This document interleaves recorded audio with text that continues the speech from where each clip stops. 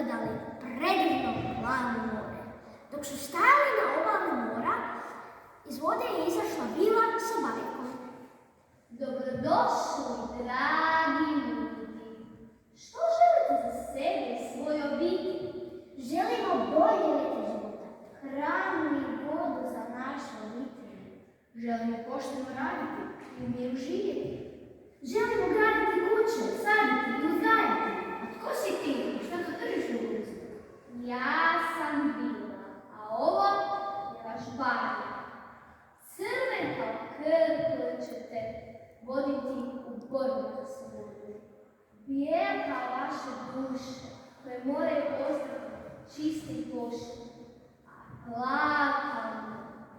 Ja odlazim, a vi izgradite dom za svoju obitelj. Nakon ovih riječi vila je zaronila u Jadransko more, a Hrvati započeli svoj novi život u svojoj novoj domovini.